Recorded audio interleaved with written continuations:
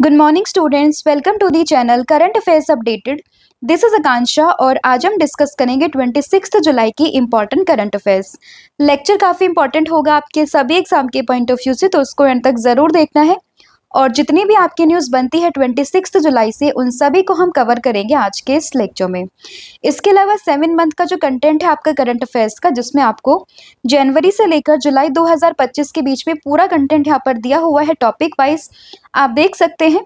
और इसका आप सैंपल देखना चाहें तो सैंपल भी आपके लिए है, आप देख सकते हैं यहाँ पर सभी टॉपिक्स को इसी फॉर्मेट में कंपाइल किया गया है। आप इसको परचेज कर सकते हैं, इसके लिए आप हमें व्हाट्सअप कीजिए 8815306208 पर। अब शुरू करते हैं लेक्चर को, डिस्कस करते हैं आज का हमारा फर्स्ट क्वेश्चन। तो देखिए फर्स्ट क्वेश्चन है, what is the name of the scheme that allows young Indians to live, work, study in the UK for up to 2 years। तो यहाँ पे बात की गई है कि उस स्कीम का नाम आपको बताना है जिसके तहत में यंग इंडियंस को 2 सालों के लिए यूके में रहने के लिए, पढ़ने के लिए और काम करने के लिए अलाउ किया जाता है। तो उस स्कीम का नाम है India young professional scheme, that is option number B. तो स्कीम का नाम क्या है? यंग प्रोफेशनल स्कीम, जिसके तहत में यूके में आप 2 सालों के लिए वहां पे रह सकते हैं, काम कर सकते हैं और पढ़ाई कर सकते हैं। तो ऑप्शन बी आपको ध्यान रखना है। इसमें एज क्या है? तो 18 से लेके 30 ईयर के बीच में आप क्या कर सकते हैं, जो है अप्लाई कर सकते हैं और यहाँ पे क्या कर सकते हैं, 2 सालों के लिए अपने आप को एलिजिबल कर सकते हैं इस स्कीम के लिए। अगर हम बात करें इस स्कीम की, तो this scheme was a part of India UK migration and mobility memorandum of understanding, जो कि साइन हुआ था मई 2021 में। बट अगर हम बात करें ऑफिशियली, तो ऑफिशियली इस स्कीम को लॉन्च किया गया था 2023 में। ठीक है, तो स्कीम का नाम क्या है, एज क्या है, किस कंट्री के साथ में है और फाइनली इसको ऑफिशियली कब लॉन्च किया गया है, इस क्वेश्चन से आपको ये सभी फैक्ट यहाँ पे याद रखने हैं। अब यहाँ पे न्यूज़ में है यूके, तो उसको हम डिस्कस कर लेते हैं, जिसकी कैपिटल क्या है, लंदन। करेंसी की बात करें तो ये है पाउंड स्टर्लिंग। किंग है यहाँ पर चार्ल्स थर्ड और पीएम है यहाँ के कौन, कीर स्टारमर। इंपॉर्टेंट करंट अफेयर्स को डिस्कस करें तो कल ही हमने डिस्कस किया है कि इंडिया और यूके के बीच में क्या हुआ है, फ्री ट्रेड एग्रीमेंट साइन हुआ है कब, 24 जुलाई को। डेट काफ़ी इंपॉर्टेंट है। इसके अलावा बात करें ब्लेज मैट्रेवली की, तो ये first ever female chief of MI6 हैं, जो कि यूके के फॉरेन इंटेलिजेंस एजेंसी है। ठीक है, तो इस इंटेलिजेंस एजेंसी जो जिसका नाम ये है, उसकी फर्स्ट एवर फीमेल चीफ ये बनी है। तो अब फर्स्ट एवर बनी है तो इसलिए काफ़ी ज़्यादा इंपॉर्टेंट ये हो जाती है। फिर आपका अगला क्वेश्चन है, that lumpy skin disease that was recently seen in news is mostly occurred in which species या फिर ग्रुप। तो यहाँ पे बात किस चीज़ की हुई है, लंपी स्किन डिजीज की। तो अभी इसको न्यूज़ में देखा गया है और आपसे पूछा है कि ये किसके अंदर आपको देखने के लिए मिलती है। तो इसका करेक्ट आंसर होगा option number C, that is cattles. तो कैटल्स में आपको बेसिकली जो लंप स्किन डिजीज है वो देखने के लिए मिलती है। अभी न्यूज़ में है क्योंकि जो महाराष्ट्र का पुणे डिस्ट्रिक्ट है, वहाँ पे बताया गया है कि कुछ एरिया है जो कि लंपी स्किन डिजीज से क्या हुआ है, इफेक्ट हुआ है। अगर हम बात करें अभी तक के डेटा की, तो अराउंड 906 कैटल्स जो है वो इन्फेक्टेड है, जिसमें कि 591 यहाँ पे रिकवर हो चुके हैं और 15 की यहाँ पे जो है डेथ रिपोर्ट की गई है। Pune has over 8.46 lakhs cattle as per 20th livestock census and it is a major milk producer। तो काफ़ी ज़्यादा अगर हम बात करें कैटल्स वहाँ पर हैं। अगर हम लेटेस्ट सेंसस की बात करते हैं तो उसमें अगर हम बात करें, अगर ये सब डिजीज़ वहाँ पे फैल जाती है तो आप देख सकते हैं कितना ज़्यादा नुकसान यहाँ पे हो सकता है हमारी जो कैटल इंडस्ट्री है उन सबको। ठीक है, क्योंकि दूध वगैरह जो है सारे कैटल्स, तो वो काफ़ी ज़्यादा फैक्टर यहाँ पे बन जाएगा, तो ये ध्यान रखना है। एंड लंपी स्किन डिजीज़ की बात करें तो it is highly infectious viral disease जो कि अफेक्ट करती है all breeds of kettles and the buffalo. ठीक है, तो ये जितनी भी कैटल्स हैं, बेफेलोज हैं, उन सभी को ये क्या करते हैं, अफेक्ट करती है। एक वायरल डिजीज है, तो ये सभी इंफॉर्मेशन आपको इससे ध्यान रखनी है। अगला क्वेश्चन है आपका, recently Narendra Modi become the India second longest serving PM by surpassing home. तो अभी यहाँ पे नरेंद्र मोदी ये बन गए हैं इंडिया के सेकेंड लॉन्गेस्ट सर्विंग पीएम। पहले नंबर पर कौन है, पहले पर है आपके जवाहरलाल नेहरू, और अभी अगर हम बात करें सेकेंड लॉन्गेस्ट सर्विंग पीएम बन गए हैं कौन, नरेंद्र मोदी। किसको पीछे छोड़ दिया है, इंदिरा गांधी को यहाँ पे पीछे छोड़ दिया है। तो ध्यान रखिएगा ऑप्शन नंबर जो ए है वो आपका यहाँ पे करेक्ट होगा, दैट इज इंदिरा गांधी। ठीक है। तो यहाँ पे कितने डेज अगर हम बात करें तो रिसेंटली इन्होंने अपने 4078 डेज कंप्लीट करे हैं। इससे पहले अगर हम बात करें इंदिरा गांधी जी की तो उनके यहाँ पे डेज थे 4077, तो यानी कि सरपास कर दिया और ये बन गए अभी तक के India second longest serving PM of India. पहले नंबर पर कौन बने हुए हैं, दैट इज जवाहरलाल नेहरू। अगला क्वेश्चन है आपका, who has been appointed as the new chairman of insurance regulator, जिसका नाम है इरडा। ठीक है, तो इसके अभी न्यू चेयरमैन बने हैं जिनका नाम क्या है, इनका नाम हो जाएगा Sanjay Seth, that is option number B. Sorry, Ajay Seth. ठीक है, अजय सेठ इनका सही आंसर होगा। तो government of India has appointed Ajay सेठ, जो कि अगर हम बात करें फॉर्मर हमारे फाइनेंस सेक्रेटरी भी रह चुके हैं, तो इनको यहाँ पे अपॉइंट किया गया है as a chairman of insurance regulatory and development authority of India. Full form काफी इंपॉर्टेंट है। ठीक है, और इन्होंने किसको यहाँ पे सक्सीड किया है, तो इन्होंने सक्सीड किया है देवाशीष पांडे को। तो मार्च 2025 में देवाशीष पांडे जी, इनका जो ये टेन्योर था ये कंप्लीट हो गया था। उसके बाद में ये सीट यहाँ पे वैकेंट थी और अभी यहाँ पर नए जो चेयरमैन बन गए हैं वो कौन बने हैं, अजय सेठ। इरडा की बात करें, फॉर्मेशन होती है 1999 में। हेडक्वार्टर काफी ज्यादा इंपॉर्टेंट है क्योंकि ये ना तो मुंबई में है ना न्यू दिल्ली में है। कहाँ पर है, तो ये हैदराबाद में है, तो इसलिए काफी ज्यादा इंपॉर्टेंट हो जाता है। और चेयरमैन अभी कौन बन गए हैं, दैट इज अजय सेठ। कुछ इंपॉर्टेंट अपॉइंटमेंट्स की बात अगर हम करें तो LIC के MD और CEO बने हैं कौन, आर दोराईस्वामी, काफी ज्यादा इंपॉर्टेंट है। DRDO के चेयरमैन कौन है, समीर वी कामत। इसरो के चीफ कौन है, वी नारायण। UPSC के चेयरमैन तो ये कौन है, डॉक्टर अजय कुमार। RBI के गवर्नर कौन है, संजय मल्होत्रा। रेलवे बोर्ड के नए चेयरमैन इंपॉर्टेंट है काफी ज्यादा, Satish Kumar. 16th finance commission, इसके हेड कौन है, डॉक्टर अरविंद पनगड़िया। PM नरेंद्र मोदी की प्राइवेट सेक्रेटरी कौन बनी है, Nidhi Tiwari. National commission for women की अभी चेयरमैन कौन है, Mrs Vijaya Rahatkar. Chairperson of national medical commission तो इसके बने हैं अभिजात सेठ। और अगर हम बात करें यशस्वी सोलंकी की तो ये president of India that is Droupadi Murmu ji की क्या बनी है, ADC यहाँ पर बनी है। तो रिसेंट अपॉइंटमेंट है, जाहिर सी बात है आपके एग्जाम्स में पूछ सकते हैं, तो इनको एक बार आप यहाँ पे ध्यान रखिएगा। फिर है Kargil Vijay Diwas 2025 is celebrated on which date. तो यहाँ पे बात करें कारगिल विजय दिवस की तो ये कब सेलिब्रेट होता है, 26 जुलाई को, that is option number B. काफी ज्यादा इंपॉर्टेंट डे है। तो Kargil Vijay Diwas is celebrated every year on 26 July to honour the brave soldiers of India, जिन्होंने कि 1999 में कारगिल वॉर को यहाँ पर जीता था। 2025 की बात करें तो इस बार इसकी 26th एनिवर्सरी यहाँ पर होगी। ठीक है, और इसमें जो इंपॉर्टेंट ऑपरेशन यहाँ पे आता है न्यूज मतलब डिस्कशन में, वो आता है ऑपरेशन विजय। इंपॉर्टेंट डेज की बात करें तो इनकम टैक्स डे हमने कल डिस्कस किया है 24 जुलाई। नेशनल ब्रॉडकास्टिंग डे बनता है 23 जुलाई को। Flag day, brain health day और मैंगो डे बनता है 22 जुलाई को। इंटरनेशनल चेस डे और मून डे ये दोनों ही बनते हैं 20 जुलाई को। नेल्सन मंडेला डे, जिनको हम साउथ अफ्रीका का गांधी के नाम से भी जानते हैं, ये है 18 जुलाई। World day for international justice 2025 17 जुलाई। वर्ल्ड स्नेक डे 16 जुलाई। वर्ल्ड यूथ स्किल डे ये बनता है 15 जुलाई को। पॉपुलेशन डे काफी ज्यादा इंपॉर्टेंट है 11 जुलाई को। बायो प्रोडक्ट डे ये है 7 जुलाई को। वर्ल्ड पोस्ट जर्नलिस्ट डे 2 जुलाई। नेशनल डॉक्टर्स डे, साथ ही में GST डे एंड SBI की फॉर्मेशन, ये सब बनता है 1 जुलाई को। नेक्स्ट क्वेश्चन है आपका, which is the first G7 country to announce that it will officially recognize the state of Palestine in September 2025। तो सितंबर 2025 में पैलेस्टीन को यहाँ पे रिकॉग्नाइज करने वाली पहली G7 कंट्री कौन सी बनी है या कौन सी बन जाएगी, तो ये बन जाएगी France, that is option number A. तो फ्रांस ने यहाँ पे अनाउंस कर दिया है कि वो सितंबर 2025 में पैलेस्टीन को यहाँ पे रिकॉग्नाइज करेगा और ऐसा करने वाला ये पहली G7 कंट्री यहाँ पर बन जाएगी। अब आपका होमवर्क का क्वेश्चन ये है, आप मुझे कमेंट करके बताओगे कि G7 में कौन कौन सी कंट्री आती है, तो उन सभी का आंसर आप मुझे कमेंट करके बताओगे। ठीक है, तो जैसा कि यहाँ पर मेंशन है that in a major foreign policy move France has announced that it will officially recognize the state of Palestine in September 2025। और ऐसा करने वाला जो फ्रांस है वो G7 कंट्री में पहला देश यहाँ पर बन गया है। और इसके डिक्लेरेशन किसने करी है, तो जो फ्रांस के प्रेसिडेंट है इमैनुअल मैक्रोन, उन्होंने यहाँ पर इसकी जो है डिक्लेरेशन करी है। फ्रांस न्यूज में है तो इसको भी हम डिस्कस कर लेते हैं। तो फ्रांस की कैपिटल क्या हो जाएगी? पेरिस। करेंसी है यहाँ पर क्या? यूरो। प्रेसिडेंट है यहाँ पर इमैनुअल मैक्रोन और पीएम है यहाँ के कौन? फ्रांसियोस बायरो। ठीक है, करंट अफेयर को डिस्कस करें तो देखिए फ्रांस जो है वो पहला यूरोपियन कंट्री बना है जिसने कि यूपीआई पेमेंट को यहाँ पर एक्सेप्ट किया था।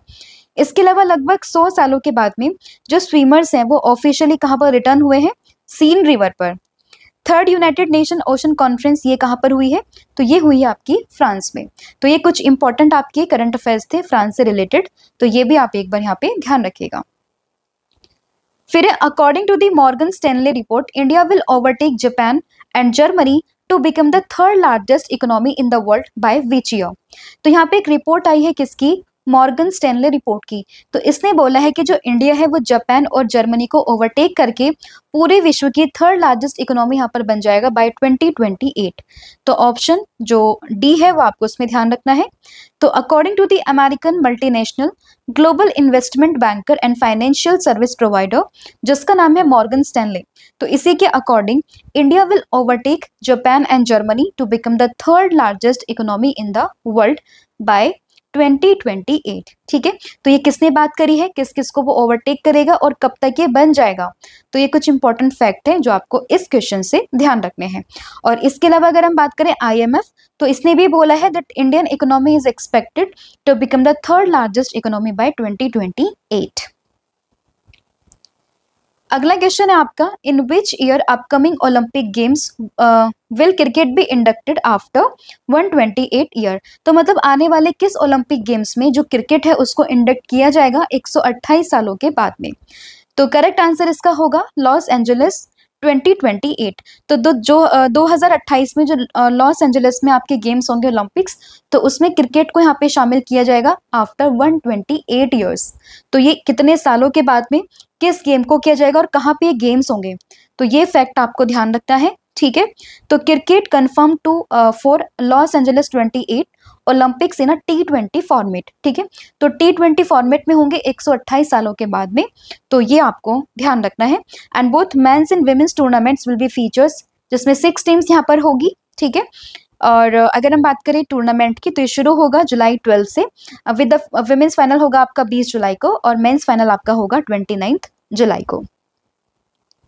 नेक्स्ट क्वेश्चन है आपका, what is the name of the declaration adopted at the end of the youth spiritual summit, जो कि कहाँ पर हुई है? यूपी के वाराणसी में। तो यूपी के वाराणसी में एक समिट हुई है जिसका नाम है यूथ स्पिरिचुअल समिट। तो इसके एंड में डिक्लेरेशन को यहाँ पे अडॉप्ट किया गया है जिसका नाम क्या रखा गया है? तो इसका नाम है यहाँ पे Kashi declaration, that is option number C. ठीक है, तो काशी डिक्लेरेशन आपको ध्यान रखना है। तो the Kashi declaration adopted at the conclusion of the youth spiritual summit, जो कि कहाँ पर हुई थी? वाराणसी में। The youth spiritual summit held in Varanasi under the theme of नशा मुक्त युवा फॉर विकसित भारत। ठीक है, तो ये इसकी थीम थी, इसी के तहत में इस डिक्लेरेशन को यहाँ पे क्या किया गया है? लॉन्च किया गया है। Over 600 youth leaders, spiritual organizations and experts participated in the summit, which is organized by the Ministry of Youth Affairs and Sports। ठीक है, इसने यहाँ पे इसको ऑर्गेनाइज किया था। एंड इस समिट का एम यहाँ पर क्या था? इस समिट का एम था 2047 तक जो इंडिया है उसको ड्रग फ्री इंडिया यहाँ पर बनाना। ठीक है, तो ये इसका पर्पस था। कहाँ पर हुआ है? वाराणसी में हुआ है। थीम है इसकी नशा मुक्त युवा फॉर विकसित भारत, और इसमें जो डिक्लेरेशन यहाँ पे अडॉप्ट किया गया है वो है आपका काशी डिक्लेरेशन। फिर है which ministry is commemorating the birth anniversary of Rajendra Chola one through the Aadi through Thiruvathirai महोत्सव, that is festival from 23 to 27 July.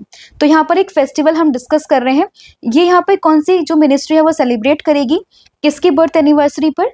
Rajendra Chola one की एनिवर्सरी पर। तो करेक्ट आंसर क्या होगा इसका? Ministry of culture, that is option number B. कब से कब तक है? 23 जुलाई से 27 जुलाई के बीच में। तो जैसा कि यहाँ पर मेंशन है that Indian ministry of culture is commemorating the birth anniversary of Rajendra Chola one, जो कि अगर हम बात करें इंडियन हिस्ट्री के one of the greatest emperor हैं।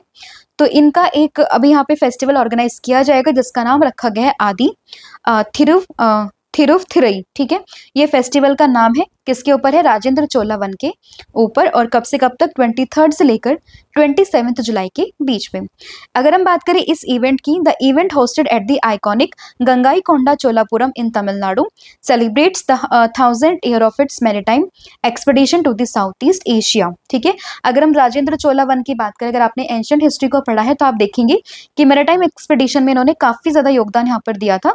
तो उसके भी 1000 साल पूरे हुए हैं, जिसके बाद में अगर हम बात करें इस फेस्टिवल को यहाँ पर जो है सेलिब्रेट किया जाएगा। ठीक है, नेक्स्ट क्वेश्चन आपका रहेगा that which space agency launch the TRACERS mission to study earth magnetic defence against space storm. तो यहाँ पे एक मिशन है ट्रेसर मिशन, तो ये इसको लॉन्च किया है किसने? अमेरिका की स्पेस एजेंसी नासा ने। पर्पस क्या है इसका? तो ये यहाँ पे स्टडी करेगा अर्थ मैग्नेटिक डिफेंस जो कि स्पेस स्टॉर्म के अगेंस्ट है, तो उसको ये यहाँ पर डिस्कस करेगा। काफी ज्यादा इंपॉर्टेंट ये मिशन है। इसकी फुल फॉर्म भी हम डिस्कस करेंगे। तो ट्रेसर की जो है फुल फॉर्म आपको ध्यान रखनी है, that is tandem reconnection and cusp electrodynamics reconnaissance satellites. तो ये इसकी यहाँ पे जो है फुल फॉर्म है। और इसको कौन लॉन्च कर रहा है? तो इसको यहाँ पे लॉन्च कर रहा है नासा। तो India has embarked on a transformational journey towards strengthening rural. NASA has launch just a second. बच्चों यहाँ पे जो ये लाइन है ना, ये पहले वाली जो है स्लाइड्स की आ चुकी है, तो इसको यहाँ पे हटाइएगा, मैं मॉडिफाई कर दूंगी पीडीएफ में। तो यहाँ से ध्यान रखिएगा, NASA has launch the tracer mission. ठीक है, फुल फॉर्म अगर चाहें तो आप याद रख सकते हैं, to better understand how earth magnetic field protect the planet from the solar storm and space weather. तो कैसे जो आपकी अर्थ की मैग्नेटिक फील्ड है वो कैसे जो है इफेक्ट होती है, उस चीज के बारे में समझने के लिए, उस चीज को बेहतर ढंग से यहाँ पे समझा जा सके, तो उसी पर्पज से यहाँ पे इस मिशन को, ट्रेसर मिशन को यहाँ पे लॉन्च किया जाएगा। ठीक है, इस मिशन का पर्पज रहेगा कि जो आपकी मैग्नेटिक रिकनेक्शन है उसको यहाँ पे समझा जाए, उसको यहाँ पे स्टडी करा जाए। और ये एक प्रोसेस है where the sun magnetic field interact with the earth magnetic shield.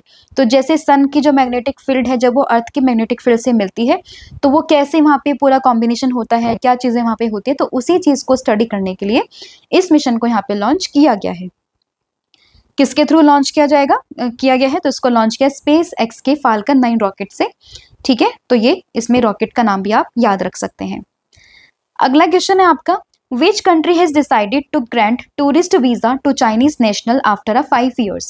तो 5 सालों के बाद में किस कंट्री ने यहाँ पे डिसाइड किया है कि वो चाइनीज नेशनल्स को यहाँ पे जो है वीजा प्रोवाइड करेगा या फिर उसने अलाउ कर दिया है? तो हम बात कर रहे हैं किसकी? इंडिया की।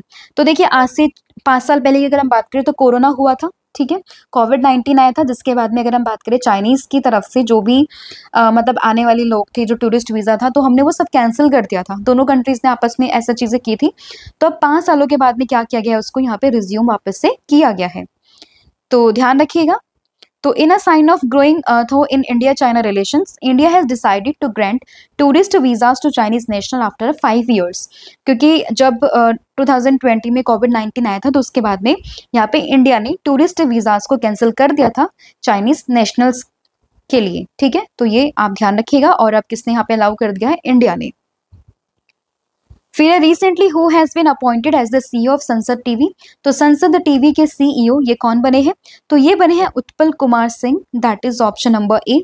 तो इन्होंने यहाँ पर किसको ओवरटेक किया है? तो इन्होंने ओवरटेक किया है रजीत पुन्हानी को। बने हैं कौन? उत्पल कुमार सिंह। फिर है when were the recently relied MiG-21 aircraft inducted into the Indian air force. तो MiG-21 एयरक्राफ्ट जो है इसको डिसाइड किया गया कि अब इसको रिटायर यहाँ पर किया जाएगा। तो इसको कब यहाँ पे इंडियन एयरफोर्स में शामिल किया गया था? तो ये हुआ था 1963 में, that is option number B. तो 1963 में इसको यहाँ पे क्या किया गया था? इंडक्ट किया गया था। तो याद रखिएगा, MiG-21 और 1963 में पहली बार इसको क्या किया गया था? इंडक्ट किया गया था। और उसके बाद में इसने काफ़ी सक्सेसफुली जो है ऑपरेशन भी किए हैं। अगर हम बात करें 1971 में, 1999 में और 2019 में। ठीक है, and it will now be retired by the September 2025। और इसको रिप्लेस करेगा कौन? इसको रिप्लेस करेगा तेजस मार्क 1A। तो ये भी ध्यान रखिएगा कि MiG-21 को रिप्लेस कौन करेगा, कब ये रिटायर होगा, कब कब इसने जो है मिलिट्री ऑपरेशन में योगदान दिया है, और इसको पहली बार कब इंडक्ट किया गया था। फिर है what percentage of ethanol blending in petrol has achieve by India in 2025। तो इंडिया ने यहाँ पे 20% का जो टारगेट था उसको अचीव कर लिया। हालांकि टारगेट जो है वो 2030 में अचीव करना था, बट इंडिया ने 5 साल पहले क्या कर लिया, इसको अचीव यहाँ पे कर लिया है। तो जैसा कि यहाँ पर मेंशन है that India hit 20% ethanol blending 5 year ahead of a schedule, a milestone in a clean energy. तो 2030 का टारगेट था, 5 साल पहले इंडिया ने इसको अचीव कर लिया है 2025 में। ठीक है, तो India has achieve it's 20% ethanol blending target 5 year ahead of schedule, and India has achieved 20% ethanol blending in petrol इन 2025। ठीक है, इसके अनाउंसमेंट किसने करी है, तो हरदीप सिंह पुरी जी ने इसके अनाउंसमेंट यहाँ पर करी है, तो ये ध्यान रखिएगा। तो ये था आज का आपका पूरा कंटेंट जो हमने यहाँ पर डिस्कस किया है। अब हम कर लेते हैं फटाफट से आज की पूरी क्लास को रिवाइज। तो देखिए, सबसे पहले हमने डिस्कस किया किस चीज के बारे में, यंग प्रोफेशनल स्कीम्स के बारे में। तो ये बेसिकली जो इंडिया के यंग यूथ हैं बिटवीन द 18 to 30 ईयर्स, तो उनको 2 सालों के लिए यूके में रहने के लिए, पढ़ने के लिए और काम करने के लिए भेजा जाएगा। तो उस पर्पज से यहाँ पर ये स्कीम है, तो ध्यान रखिएगा, India young professional scheme. Lumpy skin disease की बात करें तो महाराष्ट्र के पूना में काफी ज्यादा केसेस देखने के लिए मिल रहे हैं, और ये किसमें होती है, तो ये डिजीज होती है कैटल्स में। India second longest serving PM की बात करें तो ये कौन बन गए हैं, नरेंद्र मोदी। सरपास किसको किया है, इंदिरा गांधी जी को। और पहले अगर हम बात करें कौन है, तो वो है जवाहरलाल नेहरू। अगर हम बात करें इरडा के नए चेयरमैन कौन बने हैं, तो ये बने हैं अजय सेठ, जो कि हमारे फॉर्मर फाइनेंस सेक्रेटरी भी रह चुके हैं। तो अजय सेठ का नाम आपको ध्यान रखना है। कारगिल विजय दिवस तो हर साल हम मनाते हैं 26 जुलाई को। स्टेट ऑफ पैलेस्टीन को रिकॉग्नाइज करेगा सितंबर में कौन, फ्रांस। और ऐसा करने वाला ये पहला G7 कंट्री यहाँ पर बन जाएगा। मॉर्गन स्टेनले रिपोर्ट के अनुसार जो इंडिया है वो जापान और जर्मनी को पीछे छोड़कर 2028 तक दुनिया की तीसरी सबसे बड़ी इकोनॉमी यहाँ पर बन जाएगा। लॉस एंजलिस क्यों न्यूज में है, क्योंकि 2028 में जो आपके नेक्स्ट ओलंपिक्स होंगे तो उसमें क्रिकेट को यहाँ पर 128 सालों के बाद में क्या किया गया है, शामिल किया गया है। किस फॉर्मेट में होगा, T20 फॉर्मेट में ये यहाँ पे होंगे। काशी डिक्लेरेशन की बात करें तो वाराणसी में समिट हुआ था, जिसके बाद में इस डिक्लेरेशन को यहाँ पे जो है अडॉप्ट किया गया। पर्पस क्या है इसका, 2047 तक इंडिया को ड्रग फ्री यहाँ पर बनाना है। आदि थ्रुवथरई फेस्टिवल की बात करें तो ये राजेंद्र चोला वन जो है उनके से आप रिलेट करेंगे, कहाँ पर, तमिलनाडु में। ट्रेजर मिशन की बात करें किसने लॉन्च किया है, नासा ने इसको लॉन्च किया है। टूरिस्ट वीजा की बात करें चाइनीज नेशनल्स के लिए, तो इंडिया ने वापस से इसको रिज्यूम कर दिया आफ्टर 5 ईयर्स। संसद टीवी की अगर हम बात करें सीयू, तो ये कौन बने, उत्पल कुमार सिंह बने हैं। मिग 21 एयरक्राफ्ट जो है वो रिटायर हो चुका है, इसको रिप्लेस करेगा कौन, तेजस मार्क 1 आएगा, इसको रिप्लेस करेगा। 1963 में पहली बारी इंडियन एयरफोर्स में शामिल हुआ था। एथेनॉल ब्लेंडिंग की बात करें तो ये 20% का जो टारगेट था इंडिया का वो अचीव कर लिया। इसको 2030 तक अचीव करना था, बट इंडिया ने 5 साल पहले यानी कि 2025 में इस टारगेट को क्या कर लिया है, अचीव यहाँ पर कर लिया है। अब आपके लिए आज का होमवर्क का क्वेश्चन ये, आप मुझे बताओगे who is the first deputy managing director of international monetary fund, जिन्होंने कि अभी डिसाइड किया है कहाँ पर रिजाइन करने के लिए। तो इसका आंसर आपने मुझे कमेंट करके बताना है। अब हम करते हैं कुछ इंपॉर्टेंट डेज का रिवाइज। जैसे कि अगर हम बात करें वर्ल्ड हेल्थ डे 7 अप्रैल को हम मनाते हैं। हेरिटेज डे 18 अप्रैल। अर्थ डे मनता है आपका 22 अप्रैल को, ये एक बार एनटीपीसी के एग्जाम में आया था। World book and copyright day 23 April. Panchayati day ये है आपका 24 अप्रैल। और वर्ल्ड मलेरिया डे ये आपका 25 अप्रैल को। और आप मुझे कमेंट करके बताओगे कि वर्ल्ड अर्थ डे की 2025 की थीम क्या है, वर्ल्ड हेल्थ डे 2025 की थीम क्या है, पंचायत सिस्टम जो है पहली बार ये किस स्टेज में इंट्रोड्यूस किया गया था, कब इंट्रोड्यूस किया गया था, ठीक है, ये मुझे बताओगे। और किस आर्टिकल में है और किस अमेंडमेंट से आया था हमारे कॉन्स्टिट्यूशन में, तो ये भी आप मुझे कमेंट करके बता सकते हैं। और मलेरिया किस वजह से होता है, ये वायरस से होता है, प्रोटोजोआ से होता है, बैक्टीरिया से होता है, तो ये आप मुझे कमेंट करके बताओगे। तो ये आपका होमवर्क का क्वेश्चन है, आपने कमेंट करना है। इसके अलावा जो भी आपको क्वेरी रहती है वो आप हमें व्हाट्सअप भी कर सकते हैं। और इसके अलावा जो हमारे यहाँ पे बुक्स हैं वो हम डिस्कस करेंगे। लेकिन अभी आप ये देखिएगा कि जो फीडे वर्ल्ड कप है वो होने वाला है किस किस के बीच में, दिव्या देशमुख जो कि पहली वुमेन बनी है कहाँ पर पहुंचने वाली, फाइनल में पहुंचने वाली। और अब दूसरे नंबर पे कौन आ गई है, कोनेरू हम्पी। और फाइनल्स किस किस के बीच में होगा, इन दोनों के बीच में यहाँ पर होगा। And it is the first in the event history that 2 Indians are facing each other in the finals. जीतेगा कोई भी बट आएगा मेडल तो किसके पास, इंडिया के पास ही। तो काफी प्राउड मोमेंट है हमारे सबके लिए, ठीक है। जब फाइनल्स होगा हम वो भी डिस्कस करेंगे। अभी के लिए इन दोनों का नाम आपको ध्यान रखना है, ठीक है। सब्जेक्ट वाइज सीरीज आपकी चल रही है तो आप इसको भी अवेल कर सकते हैं, और कॉम्बो ऑफर भी यहाँ पर चल रहा है जिसमें आपको सभी टॉपिक्स मिलेंगे, जैसे कि current affairs, static GK plus 1000 MCQ series, तो आप इसको भी यहाँ पे अवेल कर सकते हैं। कोई भी क्वेरी होते हैं, कोई भी डाउट होता है तो आप डायरेक्टली में व्हाट्सअप भी कर सकते हैं। Thank you so much, have a good day and wish you all the very best. जय हिंद, जय Bharat. Thank you so much.